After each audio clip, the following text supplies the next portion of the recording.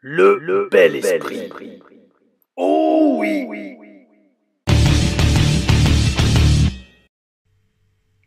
Oh oui, oh oui, mes amis. Une télé reviews un lundi soir. Mais que se passe-t-il? Que se passe-t-il? Eh bien, mes amis, nous sommes peut-être pas tous au courant, mais certains d'entre vous le sont, parce que vous avez répondu au sondage posté hier soir, si je dis pas de bêtises, dans l'onglet communauté de la chaîne YouTube. Ce week-end, le corps humain actuel dans lequel mon âme est incarnée a passé sa 41e révolution autour de l'astre appelé Soleil. Oh oui, oui. En d'autres termes, c'était mon anniversaire, j'ai eu 41 ans, et j'ai passé le week-end avec l'élu de mon cœur, la chère Brenda. Oh oui, mes amis. Et donc, j'ai pas pu regarder SmackDown à temps, tout simplement parce que je me suis concentré sur ma petite amie. Et par conséquent, la review de SmackDown n'a pas été postée samedi, voire dimanche, comme c'est habituellement le cas. Maintenant, vous savez, étant d'un tempérament plutôt perfectionniste, oh oui, je n'allais pas passer déjà seul un épisode de SmackDown pour perdre le fil des storylines. Et quand je commence quelque chose, je le termine toujours. Donc, tout ça pour dire, je me suis engagé et j'ai commencé à faire les reviews de tous les shows de WWE. Eh bien, c'est parti pour la review de WWE SmackDown du 2 mai 2025 depuis Des Moines dans l'Iowa. Oh oui, et c'est la TL Reviews épisode 133 reviews, je les compte. Pourquoi? Bonne question. Alors je sais même pas si quelqu'un m'a posé la question, je sais même pas si je l'ai déjà dit, mais je vais dire pourquoi je numérote. Parce que mes amis, je sais sincèrement pas jusqu'où on va aller dans les TL Reviews, mais le chiffre, le visuel est très important. Et de voir chaque fois le numéro de la review, ça montre que tout simplement la régularité et l'assiduité dans le boulot et dans la chaîne. Ah oh, bel esprit. C'est très important ça. C'est très important d'être assidu et régulier quand vous faites quelque chose. Et c'est bien ce que je compte faire, aussi bien dans la chaîne que dans ma carrière dans le catch, comme je le fais dans ma carrière dans le catch. Pourquoi je vous dis ça? Parce qu'il y a environ une heure, là il est 18h25, il y a environ une heure a été publié la TLRM numéro 34. Un match contre Murat Bosporus, un catcheur germano-turc, avec qui j'ai eu des matchs absolument légendaires à la WS, la Wrestling Stars de 2009. Je crois c'est 2009 notre premier affrontement à Thaon-les-Vosges. D'ailleurs le match est en vidéo, sûrement j'en ferai une review. Et on a continué à s'affronter jusqu'en 2010-2011. Chaque match était différent, chaque match était une vraie guerre. Et on va commencer à les analyser dans les TLR. AM, analyse de match, oh oui. D'autres gros matchs arrivent, j'en ai filmé un, j'ai filmé le match le plus intense et le plus dangereux de toute ma carrière. C'est une TLR-AM qui fait littéralement 45 minutes quasiment, oh oui, bref, il y a du lourd contenu qui arrive sur la chaîne et c'est toujours un plaisir de partager tout ça avec vous. Et donc c'est pour ça que, comme je vous dis, aussi bien les énergies que j'ai mis dans ma carrière dans le catch, qu'on peut voir dans les TLRM ou les TLR Stories, vendredi dernier a été posté la TLR Stories, où je me prends une commotion cérébrale dans le ring à Impact Wrestling. Ouh, c'est pas un excellent souvenir, mais avec le recul, j'allais dire oui dans un sens parce que ça me permet de vous montrer, preuve à l'appui, en tant que vrai expert, et on va reparler des experts du clavier, les experts du canapé dans cette review, mais en tant que vrai expert qui a catché à la télé et qui s'est pris j'en ai sûrement eu 2 ou 3 je pense dans ma carrière en tout, mais celle-là c'était la plus sérieuse, en plus à la télé, en direct en plus, parce que c'était, enfin pas en direct, c'était préenregistré mais c'était lors d'un pay-per-view. Ah là, et tout ça vous pouvez le vivre dans les TLR Stories. Ah ouh. La dernière a été postée d'ailleurs, alors vous avez été gentil dans les commentaires, vous m'avez pas fait la remarque. J'avais posté une version de la vidéo où j'avais laissé un bug, où j'avais commencé la vidéo et je m'étais repris. J'ai tellement uploadé la vidéo dans le speed parce que j'ai passé 4 jours magnifiques avec ma magnifique Brenda. Et en fait, après, en regardant la vidéo hier soir, je me dis, mais waouh, je vois l'intro, j'ai haussé les yeux en gros et je suis allé direct éditer la vidéo pour enlever ce passage où je commence en disant, mes amis, bienvenue sur cette nouvelle TLR Stories. Ah non, c'est pourri, on reprend. et je recommence l'intro qui au final est la bonne. Enfin bref les amis, ouais, je vous invite sincèrement à aller voir cette LR Stories où je me prends une commotion cérébrale pas en direct, mais en vidéo et on analyse tout ça. En vidéo, oh oui, TLRAM qui vient d'être posté, pareil, je vais la re-regarder ce soir. Je vais la regarder en faisant le cardio tout à l'heure. Oh oui, bel esprit. Voilà, parfait, nickel. Et un review de SmackDown, allez c'est parti mes amis. Bon, pour rattraper le temps perdu, il y a certains matchs que j'ai pas regardé, mais au moins comme ça je suis à jour sur les storylines. Donc, on reprend la route vers Backlash mes amis, avec main event qui sera Randy Orton contre John Cena. Mais avant ça, on a LA Knight qui va vers le ring. LA Knight qu'on a vu dans une récente TLR Stories, oui, de son temps à Impact, Eli Drake. D'ailleurs, en fait, bon, je le dis rapidement, il y a un petit abruti du nom de Jafar Jordan qui commence à faire des parodies des TLR Reviews. Alors, c'est parce que normalement, je vais me démerder pour avoir un match contre lui très bientôt à la Tigers Pro Wrestling, la TPW. Alors écoute mon petit Jafar. Tu veux te la péter, toi, à faire des vidéos à la con, en reprenant mes catchphrases, en les changeant et en te foutant de ma gueule, c'est pas grave.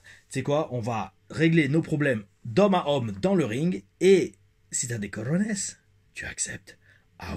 Ceci dit, mes amis, TLR Stories, on a vu LA Knight lors d'une récente TLR Stories Impact Wrestling, c'était un Royal Rumble si je dis pas de bêtises. Et notre ami LA Knight, à l'époque Eli Drake, va vers le ring et il veut régler ses problèmes avec Damien Priest. Et on enchaîne direct avec un match entre les deux. Les deux se sont frités par rapport au titre américain et Drew McIntyre la semaine dernière, parce que oui, il y a toute une storyline autour d'eux. Donc ce singles match entre LA Knight et Damien Priest, un bon match franchement qui a eu pas mal de temps, un opener qui a eu quasiment un quart d'heure, oui. Résultat, une intervention de Solo Sikoa et de Jacob Fatu. On avance, je pense, très certainement vers un match à 4 coins pour le titre américain. Et Jacob Fatu, le champion, n'a peur de rien et les va tous les défier. Tag team match après entre Fraxium et Pretty Deadly. Alors mes amis, dans ce match que je n'ai pas regardé, l'importance des commentateurs et des commentaires. Je vous explique. Croyez-moi mes amis, mettez-vous bien avec... Si un jour vous catchez à la télé, allez vous faire très très pote avec les commentateurs. Pourquoi ? Parce que Pretty Deadly n'a pas vraiment le booking de son côté, d'accord ? C'est une équipe avec une gimmick un peu, on va dire, comédie. Malheureusement, avec une telle gimmick, je pense pas qu'ils vont devenir des légendes du catch en équipe. Et c'est important aussi la gimmick. Mais en attendant, comme Wade Barrett est un compatriote et doit bien les aimer, il les fait vraiment bien mousser au micro. Et ça, mes amis, c'est super important. Je vous le redis, avec Marcus, comme je le dis, je pense dans les TLR Stories, j'espère Impact, on s'était bien mis avec Josh Matthews et Black Pope D'Angelo, si j'ai pas de bêtises. Pourquoi ? Parce que c'est les voix qui vous font mousser ou pas pendant vos matchs. Et donc, on envoyait des emails avec plein de détails aux commentateurs. On leur dit, ouais, est-ce que tu peux leur dire que Basile Baraka, à ses heures perdues, il fait de la sculpture et il fait de la peinture parce que c'est un être cultivé, un esprit sain dans un corps sain, comme ses origines grecques et italiennes de l'Antiquité. Baron Dax est un ancien policier, il a fait garde de prison, etc. Garde d'asile psychiatrique, il est très violent. Les deux se compensent parce que l'un est le cerveau, l'autre c'est le muscle, et blablabla, et blablabla, et blablabla. Et je peux vous dire que Josh Matthews et Black Pope jouaient le jeu parfaitement et ils plaçaient à chaque fois dans nos matchs tout ce qu'on leur demandait de placer. Bel esprit. Mettez-vous bien avec les commentateurs, ça sera peut-être là le titre de la review. Mettez-vous bien avec les commentateurs et peut-être pas les experts du clavier. Bref, tout ça pour dire. Ouais, franchement, Wade Barrett, il fait bien mousser Pretty Deadly, mais ça leur suffit pas pour gagner. Victoire de Fraxium, qui sont fraîchement arrivés à SmackDown. Après, on enchaîne avec une promo dans le ring de Nia Jax. Nia Jax veut son rematch contre Tiffany Stratton, qui arrive et qui dit qu'elle est ok. Naomi et Jade Cargill arrivent et Nick Aldis transforme cela en match par équipe pour le main event. Singles match entre The Miz et Aleister Black. Alors, là, j'ai regardé le match en entier. Le style d'Aleister Black est vraiment unique et excellent. Bel esprit, sa façon de bouger, son offense, oh oui, c'est unique, il n'y a personne qui fait ça à la WWE actuellement, et ça va lui garantir un très très bel second avenir. The Miz suit bien dans ce match, logique vu sa carrière et son expérience, mais franchement, c'est Aleister Black qui fait tout le show. Miz, il fait que suivre. Et il gagne le match, Aleister Black gagne ce match, sans surprise. Alors, beaucoup de respect pour la carrière de The Miz, mais c'est dans ce genre de match qu'on se rend compte qu'il a quand même eu beaucoup de chance. Parce que vous auriez mis n'importe quel autre catcheur à la place de The Miz, le match aurait été exactement le même. Miz a juste suivi dans ce match. C'est Aleister Black qui avait tout le boulot et toutes les prises qui sortaient de l'ordinaire. Et oui. Ensuite, en parlant d'Aleister Black, Zelina Vega suit avec un match contre Piper Niven. J'ai pas regardé le match, victoire de Zelina Vega. Pareil, je le redis, alors certains L'avis est assez partagé. Avoir retiré le titre de Chelsea Green pour le foot sur Zelina Vega, not a big fan. Et je pense pas que ce soit ultra mérité. Pourquoi? Parce que alors je comptais pas le dire dans la review, mais autant le dire. Moi avec Zelina Vega, je connecte pas énormément. Pourquoi? Parce que j'ai toujours l'impression qu'elle est au bord des larmes en fait. Elle est toujours au bord des larmes. Elle gagne le match, elle est au bord des larmes. Elle fait son entrée, elle est au bord des larmes. Ok d'accord, tu veux faire la babyface et tu es ému et tu es passionné. Mais j'ai jamais vu un combattant de MMA qui est en pleurs à la fin d'un match ou quand il est sur le point de rentrer dans la cage. C'est bien d'être babyface et de montrer que t'aimes être là, mais au bout d'un moment, que soit une guerrière, je sais pas. Enfin voilà, j'ai du mal, surtout qu'elle est toute petite physiquement. Enfin bref, Chelsea Green a beaucoup plus d'atouts, comme on dit en anglais, asset, que Zelina Vega. In-ring promo à la suite de ça de Randy Orton. Alors là, c'était magnifique, c'était une masterclass. Pourquoi, mes amis? Randy Orton en route vers le main event de Backlash à Saint-Louis contre John Cena. C'est balèze comme promo, c'est balèze, et ça rejoint les TLR Booking sur les heels. Respectez vos heels. Reprenez le texte de Orton pour ceux qui l'ont regardé et ceux qui veulent retourner le voir. Orton dit littéralement, et j'ai lâché un poussillon de ouf sur le clavier de l'ordi. Je sais pas si on l'a vu passer, mettez un ralenti si vous l'avez vu passer. Orton dit littéralement que John Cena en babyface se soucie uniquement de lui et de vendre du merchandising, des t-shirts. La preuve, le mec, il a même pas envie de fonder une famille, il se soucie que de lui et de son business. Et c'est un babyface. Et les gens l'acclament. Randy Orton, lui, au contraire, réputé comme l'un des plus grands heels du business, avoue presque quotidiennement sur Instagram qu'il aime sa femme sincèrement, ainsi que ses 5 ou 6 enfants. Mes amis, je vous le redis, un des buts de la chaîne, c'est de vous expliquer, de mon expérience de 20 ans, et dans pas mal de pays, dans pas mal de promotions, et surtout pour un Français, comment marche le catch. Et donc, partie de là, j'ai toujours dit, et alors beaucoup de gens le disaient, notamment Roddy Piper, et quand il a dit, tout de suite ça m'a fait réfléchir, et Lance nous l'avait dit également. Lance nous avait dit au début de la formation, si vous voulez être babyface, il faut être un peu égoïste. À l'inverse, si vous voulez être heel, il faut être très, comment dire, très, le contraire d'égoïste. Il faut donner de sa personne, pour vouloir donner de sa personne.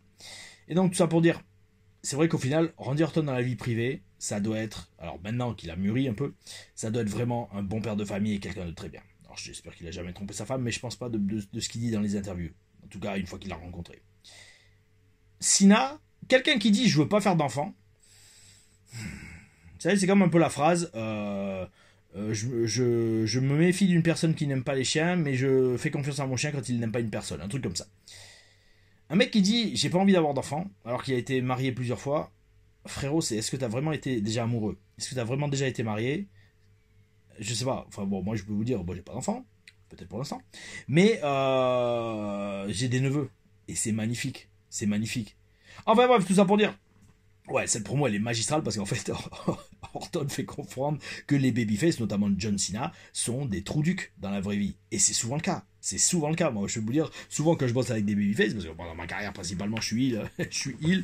Et alors, pour ceux qui ont regardé l'interview podcast avec Aqua Pro, Talk and Catch, vous savez, tout l'estime que j'ai pour les sites, enfin pas pour les sites, le site en lui-même ça va, ça passe, mais pour le principe des sites comme Cage Match qui vous tient à jour vos victoires et vos défaites en catch. Hein. C'est comme si vous preniez la filmographie d'un acteur et vous dites, alors dans ce film il est mort, le mec il est mort dans 37 films sur 50 films, ça sert à quoi littéralement? Bon enfin bref, peu importe. Bon bref, tout ça pour dire, si vous suivez les résultats, mes récents résultats ces dernières années, Tom Lorifa perd contre tout le monde, hein, quasiment. Mais en attendant, c'est comme ça, c'est le boulot d'un heel, oh oui. Et donc, ça pour dire, ouais, c'est dans cette promo, Orton reconnaît que Cena et montre au monde que Cena est un trou-duc fini et que d'un autre côté, un heel, c'est très souvent une très bonne personne dans la vraie vie. Et ça, je peux vous dire, c'est pas une règle gravée dans le marbre, mais c'est très souvent le cas. 8 fois sur 10, c'est le cas. Après, mes amis, on a un singles match entre Rey Fénix et Santos Escobar. Alors lui, je l'ai regardé ce match. Et c'était un match assez étrange. Pourquoi? Parce que Santos Escobar a tué tout le rythme du match. Je sais pas si vous l'avez ressenti. Dites-le moi dans les commentaires si vous vous souvenez encore du match, parce que c'était quand même vendredi, le show, et on est lundi soir. Mais Santos a flingué le rythme du match. Alors, ok, en tant que heel, ça peut passer. Mais c'est pas le style qu'on attend d'un match de Rey Fénix. franchement, j'ai sincèrement l'impression, parce que je me souviens au tout début des TL Reviews, en juillet 2024, déjà, je passais mon temps à dire Santos Escobar travaille tes PUTAINS de prise de soumission. J'ai l'impression qu'Escobar, il a toujours pas assimilé le style WWE. Le rythme d'un match WWE est différent d'un match indie, voire encore plus mexicain. En plus, par exemple, le mec bosse le bras droit de Phoenix dans sa prise de soumission. Donc oui, à la mexicaine. Ok, je veux bien frérot, surtout que WWE a racheté AAA, mais bon, quand même, je vous redis, j'ai un arrière-goût que Escobar n'a pas totalement assimilé le style WWE. Rey Phoenix, en attendant, sauve quand même le match avec ses moves flashy, victoire du luchador masqué. Et alors, je déteste parler de ça, mais on en parlera en conclusion, surtout vis-à-vis du commentaire que j'ai sélectionné. Il y a eu récemment les roster cuts, les budget cuts de la WWE. Santos Escobar a de la chance de ne pas avoir été dans la liste des gens qui ont été virés, mais je serais vraiment pas étonné de voir que son contrat n'est pas renouvelé, déjà vu son âge, quand même, ça, il a un âge assez avancé, je crois qu'il est un peu plus vieux que moi, ou il doit avoir à peu près mon âge, et deuxièmement, au vu de ses performances, chaque fois que je le vois catcher, oui, alors il a un peu de charisme, dans le micro, ça va, mais dans le ring, waouh, ok, et le pire c'est que ok, il fait son plongeon à travers les cordes, d'accord mec, mais mec, t'es un heel, pourquoi tu fais un move comme ça, un dive? Enfin bref mes amis, c'est comme ça, en attendant, lui il a un contrat, moi je n'en ai plus, et il gagne plus que moi, donc qui suis-je pour critiquer? Eh bien je suis quelqu'un qui a la carrière qu'il a eue, et j'ai le droit d'avoir mon avis, comme tout le monde a le droit d'avoir son avis. Maintenant c'est comment il est formulé, et surtout le poids que l'on donne à cet avis. Parce que donc, tout ça pour dire, bon, après voilà, on termine. Allez, il y a eu le main event, tag team match, main event entre Nia Jax et Naomi contre Tiffany et Jade Cargill. Victoire des Faces. La semaine prochaine, on aura Jade Cargill contre Nia Jax pour le number one contender pour le titre de Tiffany Stratton. Franchement, revenons-en au roster cut, budget cut, whatever, que ça dépend comment vous voulez appeler ça. C'est scandaleux d'avoir viré. Alors, d'un point de vue catcher, mes amis, d'un point de vue catcher, parce que c'est ça aussi qu'il faut comprendre, et c'est ça aussi comment je formule mes avis, d'un point de vue purement catch. Point de vue purement catch, j'ouvre ma gueule. Pourquoi? Parce que, avec l'expérience que j'ai et la carrière que j'ai, et d'ailleurs Jade Cargill et Jakara Jackson par exemple, parce que je vais la citer, on catch depuis largement moins longtemps que moi. C'est scandaleux d'avoir viré Jakara Jackson et d'avoir gardé Jade Cargill d'un point de vue catcher. Parce que Jakara Jackson était excellente dans le ring, elle avait un bon physique, elle était passionnée, ça se voyait. Jade Cargill est peut-être pas à des années-lumière, mais elle est largement deux fois moins bonne que Jakara Jackson d'un point de vue catch. Maintenant, d'un point de vue business, oui, d'accord, Jade Cargill a été payé plus pendant plus longtemps, donc ils ont investi plus d'argent, donc ils ont besoin d'avoir un retour sur l'investissement. Jade Cargill a plus d'exposition médiatique sur les réseaux sociaux, parce elle a je sais pas combien de millions de followers sur les réseaux sociaux. Mais ça fait quand même mal à voir. Et ça fait aussi mal de voir certains. Alors j'ai cru voir que Meltzer, cette sous-crotte, avait rapporté que certains talents d'NXT avaient été virés parce qu'ils étaient paresseux. Alors, bon, le mec fait que rapporter la news. D'accord. Mais Gigi Dolin a bien répondu à ça et Cora Jade également. Et c'est ça qui me tue en fait, c'est les mecs qui ont jamais mis les pieds dans un PUTAIN de vestiaire, ils ont jamais mis les pieds dans un ring de catch, ils ont jamais été assez bons pour faire du catch, ils ont jamais été assez bons pour rester dans une promotion de catch, ils ont créé leur propre promotion, ils ont booké leurs potes, et ça c'est partout, hein. C'est en Europe, c'est en France, mais c'est aussi aux States. Hein. Et ils se permettent d'ouvrir et de faire les experts. Allez vous faire mettre, vous êtes les experts de que dalle. Et donc tout ça pour dire, tout le monde donne leur avis sur pourquoi un tel a été viré.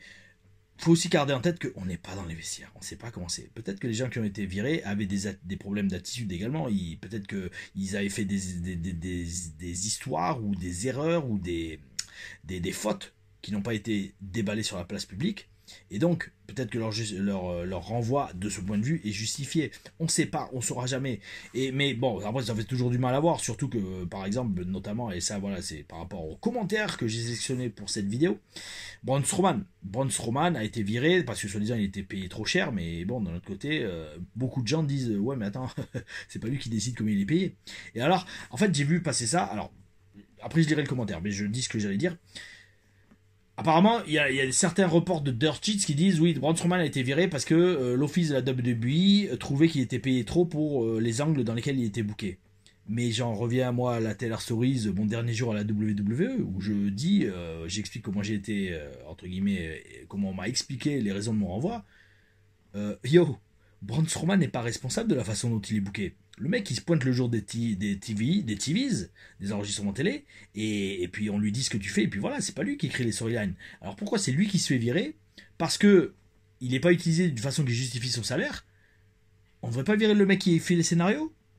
Parce qu'au final, bon, enfin, je vous renvoie à la Taylor Stories, mon dernier jour à la WWE, mais moi, enfin, c'est ce que la raison que m'avait donné Galen Seaman, c'était, il y a tellement de choses qu'on peut faire avec toi, il y a tellement de possibilités scénaristiques, qu'on sait pas quoi faire.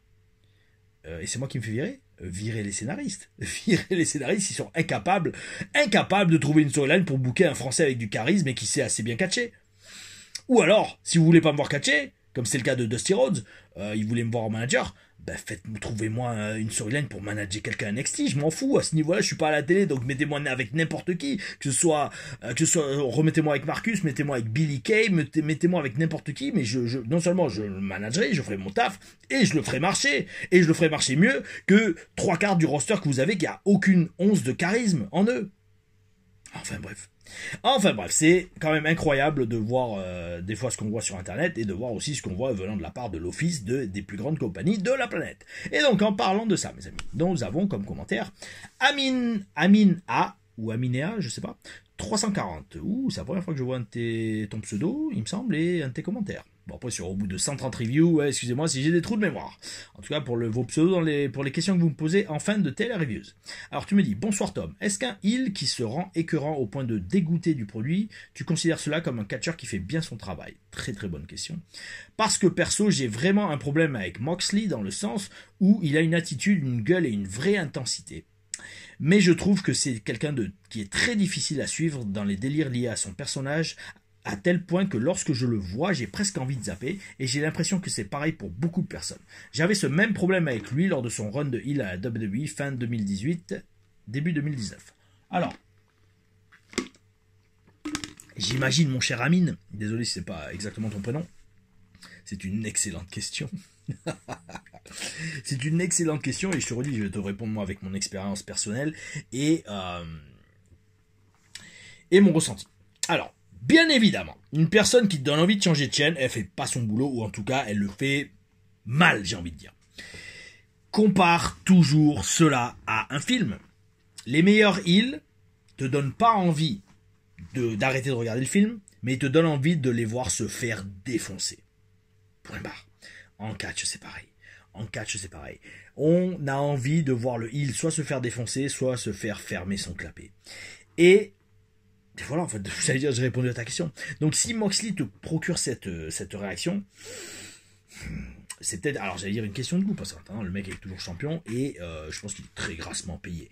Mais c'est possible, hein, c'est l'ego et les couleurs, c'est tout le monde différent. Moi, je te dis, par exemple, j'en vois, alors, qui me fait cet effet? Qui je pourrais dire, actuellement dans le catch, quand je le vois, j'ai envie de changer de chaîne? Là. Il faudrait que je réfléchisse. Je vais essayer d'y réfléchir. Mais dans tous les cas, voilà. Le truc c'est... Enfin, allez, parlons de mon vécu. Faisons-nous mousser. Même si pour l'instant, le logiciel que j'utilisais pour faire les petits clips sur TikTok, il est en pause. Quand j'avais commencé à faire manager... D'ailleurs, je vous annonce, les amis. Là, avec Alex, on bosse sur le fond. Très prochainement, une Taylor Story, ça va être toutes mes apparitions en manager à NXT Télé. Oh oui, et elle va être énorme. Cette vidéo va être très énorme. Elle sera sûrement pas monétisée, parce que maintenant, WWE repose tous les shows NXT, dont certains où je suis dessus, de l'histoire. Mais, oh oui, elle va être énorme.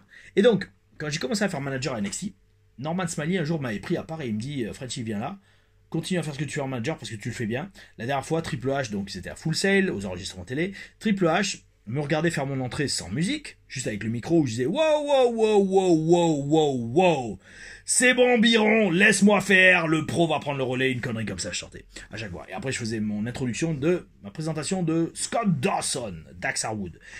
Et Norman Smiley m'avait pris à part et m'avait dit, Frenchie, Triple H, l'autre fois, Hunter, comme il disait, ou Paul, il disait Hunter, non Hunter.